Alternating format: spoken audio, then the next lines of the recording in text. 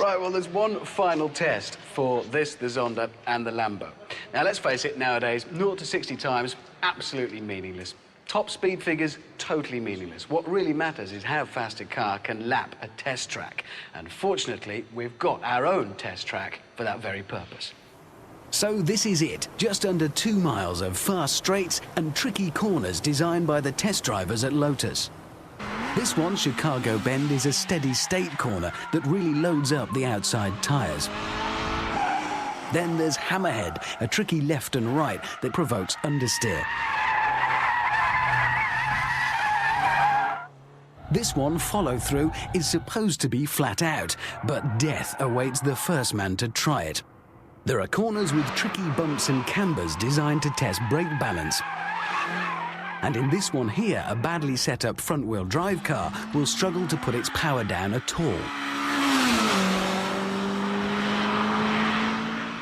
Right, that's the track. Now we needed someone who could tame it. So we got ourselves a professional racing driver who could post consistently fast lap times. We couldn't do that. Now, we call this thing the Stig, OK? We don't know its name. We really don't know its name. No one knows its name, and we don't want to know, because it's a racing driver, and racing drivers have tiny little brains, and therefore worthless opinions, and they're very dull. Doctors actually call it Mansell's syndrome. Its job is simply to go out there and drive fast. So first of all, we put it in the Lamborghini. Immense power, as we've already discovered. You've got four-wheel drive, you have to trickle it off the line, then nail it. Right, coming over that little light lift now, and he's coming through Wilson Bend. Let's see, does it step out of line? He's into third.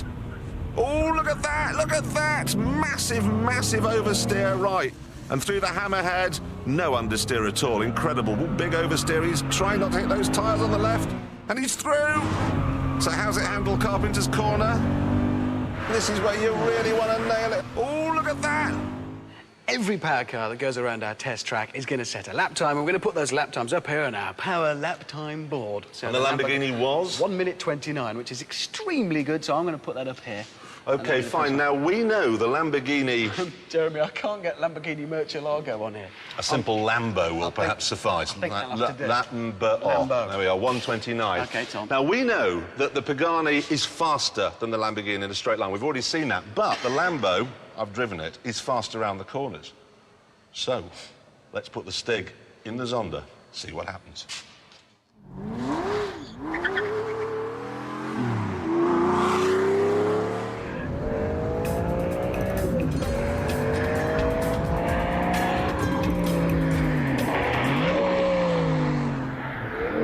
He's coming into the first corner here. How's it looking through there? Oh, it's looking a bit wobbly, but is he still on the track? Yes, he is. Now he's got to get it right the way back across the other side to get it. This is the hard one. This is what, yes, look at that. He's really having to fight that car. Even I found it difficult through there. Now he's coming up really, really hard and fast. He's hard on the brakes here, 110 metres, that's 150 miles an hour, all the way down into second gear. He's actually going to have to use first in this car. How much is the understeer through the Hammerhead corner? God, he's actually got some oversteer there. Good Stig. Well done, Stig. It really is quite a driver, this one. Right, follow through. Let's listen. No, diddle dab on the brakes there. He's gone through the follow-through without following through. Fighting, God, he's fighting the wheel up through there. A little bit on the brake there, we can see. On the power. Oh, that really is wet out there for this one. No, there's a dry bit here, something that's still wet. Look, a bit damp, brake hard. And he's into Bacharach Bend. Braking again now for Carpenter's Corner. Oh, luring tail slide, but he's still kept the power on, and he's done it. Should apologise for the easy listening soundtrack going on there. It's the Stig. It likes to listen to the sounds of the lounge as it goes round. We've no idea why. Perhaps it calms it down. Anyway. Grim, but no need to apologise for that time. 1 minute 23, that's what, 6 seconds off the Lambo's time. That's incredible. The incredible thing is, it must have made it up in the straights all that time, because I know I drove both cars. The Lambo's faster through the corners. That's where it has the power. 1 minute 23. I honestly can't see that being beaten throughout the entire series. I think we've peaked. Neither can I. Right. Well, every fast car that we test here is going to go around our test track and set a lap time so we can evaluate them all against one another, and it's all fair, so the Stig drives them. The times go up there on our power car lap time board, so let's see what the Stig did with it. The problems of the British weather. Look at that track, it's absolutely soaking wet, but the Stig has no fear at all as he heads on down to that nasty little jump just before the first corner. It really unsettles a bad chassis, but it won't unsettle that, believe me. Look at him, and he goes, how fast was that? That was 100 miles an hour, pretty much. No, it wasn't. Yes, it was almost 100 miles an hour through that first corner, down to 60. Coming up through here, this is going to be tricky because the back's going to go very, very light. Brake lights on, that doesn't mean anything. Through there, look, not even... What is he listening to in there? You won't catch that. Sound of silence. And here we go down the main straight, 97, 100, 102, 105. That was 105 miles an hour. Let's remember the Ford Focus earlier was only doing 99, and that was on a dry track. Right, through the hammerhead, no need to worry about understeer there. It doesn't do that, even when it's raining. And down the main straight, brake hard, because he's never going to get through the follow-through flat out, is he? Is he? 94? No, he's lifted, but he's at 100 miles an hour. That is seriously quick. That is so fast. This is going to be a fast lap time, even on a wet track. Now he's onto the main straight. And what speed are we going to do at this speed? 106. That was 106 miles an hour. And the braking time, that's 3 times the braking distance. To turn into Bacharach Bend, he's going to have to brake again for Carpenters. Is he going to get that tail out? Is he going to keep it nice and smooth, maximum power? And across the line in 1 minute 32.9 on a wet track. Do you think it's brave, the Stig, or just a bit stupid? It's a racing driver. It doesn't understand fear. I really wouldn't do that. I'm going to round that up because I'm going to put it to 133, but I'm going to put a W because it was wet, and then we'll remember. And you know, the extraordinary thing is, wet, and this is a £40,000 car, and the Zonda, that was a £310,000 car. It's not quite at all an achievement. See, what a machine. It's a proper little Jack Russell. So, will it be able to go around our test track faster than the mighty Zonda? No. Thanks for your faith. Right, well, we'll see. That's the Stig. There's the telemetry, look. That is not slow. Tell me, that is not a slow car, is it? Well, it's not as fast as the Zonda. I'll tell you, there's no way a 1.3-litre car could get down to the first corner as fast as the Zonda. No way. Oh, look how he goes through that first corner. That's an interesting line through there. Power to weight, you see, guys. Power to weight. Now, as you know, this is the telemetry. You can see the G on the little graph in the middle as he comes up now into the steady-state corner. Chicago corner, we call this. There's the map. You can see the little red dot progressing round. Here's his speed. Look at those numbers. The Zonda was doing 184,000 by the time it got to this stage. Look at this thing corner, though, when it gets to the next corner. OK, this is the hammerhead, the most feared corner on any track. It'll unsettle nearly anything. But not that. Look, if you could want to know something terrifying? Yes. That's 2 seconds faster than the Zonda at that point. Hang on.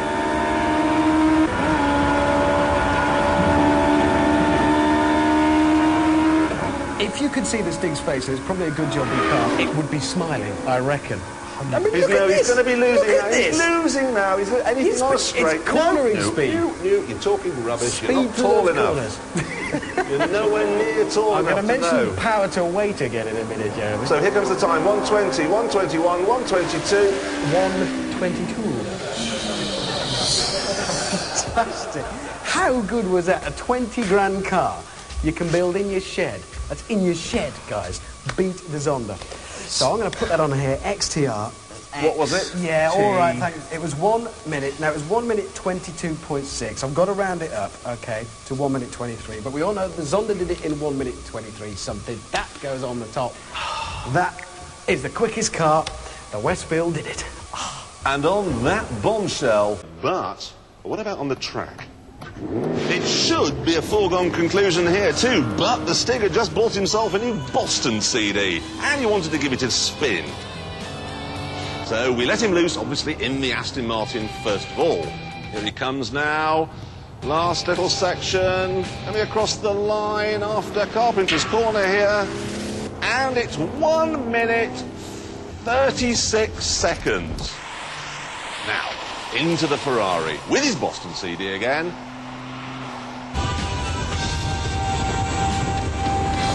One minute 36 to beat the final corner here. Is he going to do it? 136 and Predictably, it is quicker than the Aston, OK? But, and this is amazing, by 1 second, a time of 1 minute 35. Now, I'm going to put that on the board. There they both are. Behind the Noble, but remember, it was, I've underlined W for wet. It was that wet. It really was horrendous out there. Don't think that put the Stig off, though. He really tried, because this happened. About 140 miles an hour through this corner.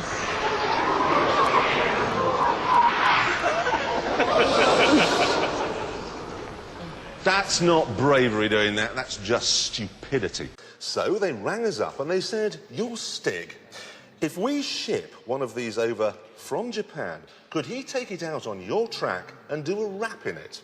I said, "No, prefers easy listening." "Oh, a lap? Oh, right, a lap, yes, happy to oblige." I doubt very much it'll break the record set by the Westfield, 1 minute 23 seconds. It may be light, but it's not that light. And the engine may have clever valves, but it's still only a 3.2-litre V6. And of course, look at that weather, that's atrocious.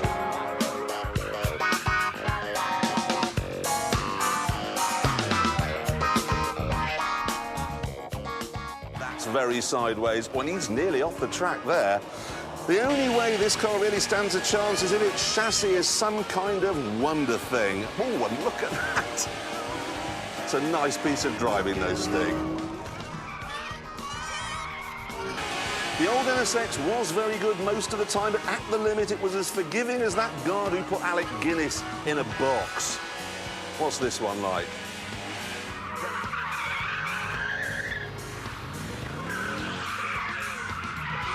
123 to beat, sideways, and it's 133!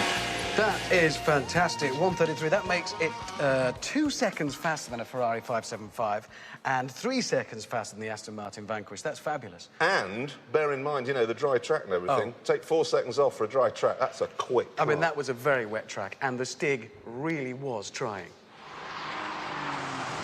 Oh, my word. God, he was a bit close to those tyres. That's nearly as bad as the Aston Martin Vanquish crash, you know. One of these days he's going to kill himself. We're going to need a new Stig. Replacement Stig. Yeah. Nevertheless, crash aside, it is a very, very fast car. There's the time to prove it. So on the strength of that, I think they should bring it into this country. Sell it in Britain? Yeah. Actually, that's not what we're talking about tonight. We don't care how fast cars go tonight. We don't care what they look like. What we care is whether they're cool or not. Best way to explain it is think of it like this. It's a bit like what not to wear. And you are Trini and I am Susanna. Take some imagining that, William. Why are you laughing? I am exactly like Susanna Constantine. People are always mistaking me for her in the streets. Embarrassing. The thing is, I don't think Trini and Susanna would much care for the NSX. It's very, very clever, but it's like one of those expensive amplifiers you buy for your hi-fi. Clever, but a bit nerdy. So all we need to do now is see how fast it goes around our track. Unleash the Stig. And he's off. Of course, for the Stig, oversteer and understeer are not really the issue. To get the best time, he needs to keep it nice and tidy. And here we are into the first corner. Look at that. Even in the wet, it's smooth as silk. Look at him, really enjoying the Elise stereo here. So, here he is at the hammerhead. This corner was designed by Lotus, so the Elise should be good through here, and it is. None of the slithering about we had from the Honda NSX last week.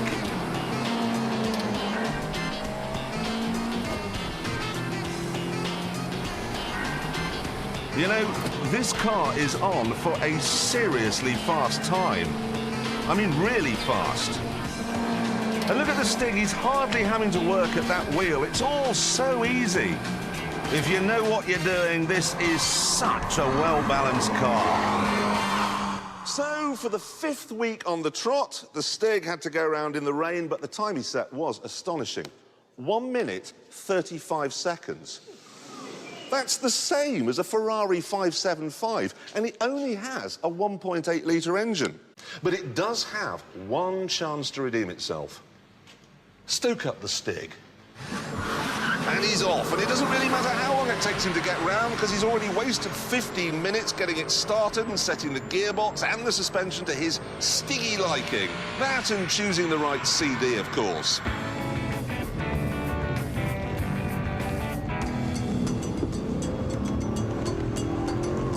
Right, he's coming up to the hammerhead now, and if he can get round here without spinning, we might even let him come and sit by the fire on Christmas Day. And he's done it!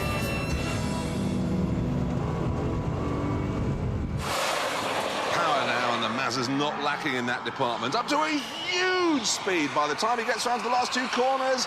Up to what we'll now call Gambon Bend. He's not gone sideways like Michael, and he's across the line.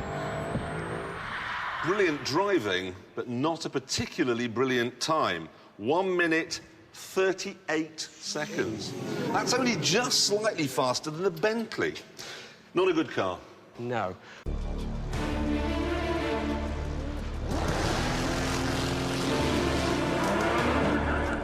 The Radical can hit 60 miles an hour in 3.5 seconds, 108.8 seconds, so it has the edge from the start.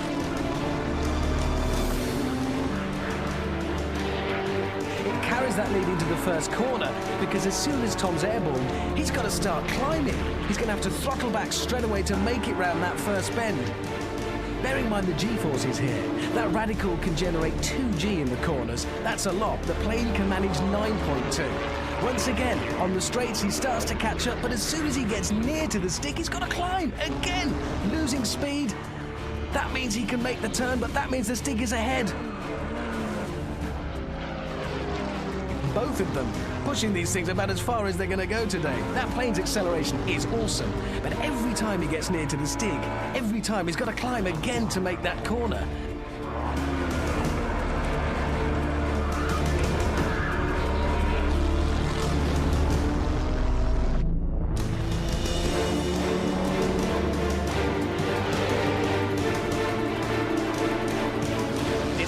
On the ground, but it's nothing to what Tommy's having to do again. He swoops down on the stick. Now we are getting close towards the end here. We're on the final straight. I think Tom's feeling more confidence. He should be able to, and he is. He's edging past the stick.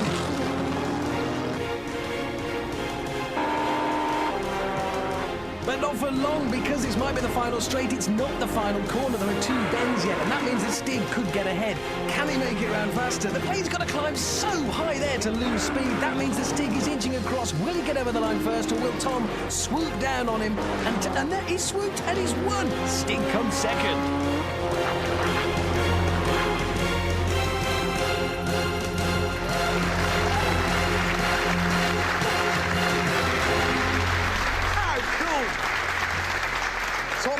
Tom's my new hero, definitely. That was very cool. But hang on a second.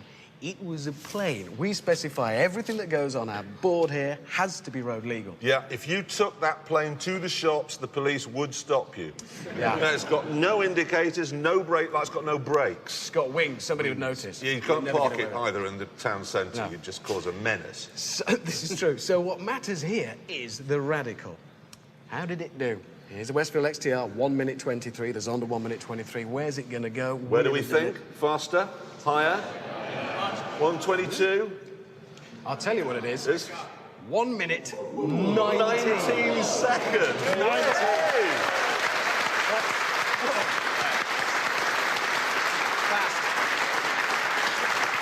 But these cars must now face the acid test. Bitte willkommen Sie, das Stig. And it's the AS1 first, but it's got no stereo, so the Stig's in a bad mood. Now, it may not look fast, but it's got hardly any body roll at all. Just look how flat it stays through the hammerhead. Right, we're coming up to the tyres now. Boy, that is so fast. Bit of flame there on the overrun as it comes up to the last 2 corners. Bit twitchy there, but he holds it into the last one and across the line. Next, the mighty double-engine TT, which is fast on the straights but not so good in the corners. And yet again, no stereo. The Stig's going to be very cross as he comes into the hammerhead. Lost the radiator grille by the looks of things. A big burst of flame there as he comes into the final corner, and he's really earned his Christmas bone.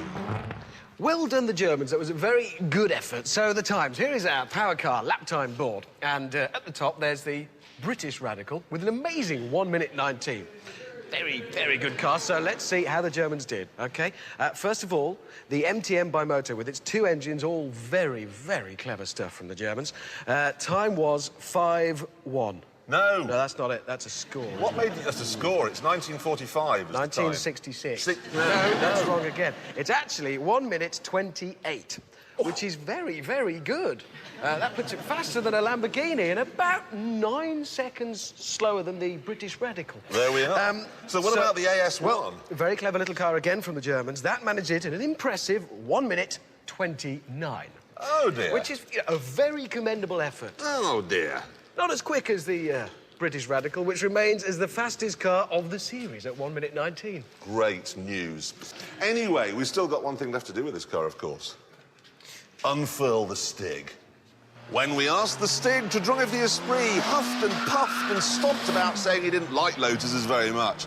I asked him why, but he just stomped about a bit more. The only way we could get him inside was by buying him a Moody Blues CD. Nights in white satin, never reaching the end.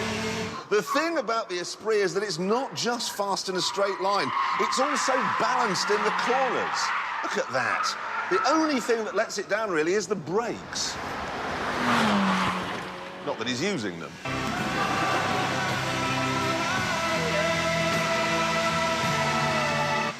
Look at this. For the first time in 6 weeks, the track is dry. And he's coming round the last corner now, beautifully held together, beautifully poised, and all across the line. Right, the time is... Ready? Yeah. 1 minute 32, which is... 32, that's quicker than my car, look. That's a very, very good time. Well, it's quicker than a whole load of serious stuff. There it goes. And the thing was, it was a dry track out there, Yeah. but it was minus 426 degrees. At least. So it was quite slippery. chilly. No, that's... we should rejoice in. That's amazing time, actually. Aston, Look at it. Ferrari, all of I that. know. And you Bless see... it. I know, bless it. When that thing goes out of production, we are going to be properly sad.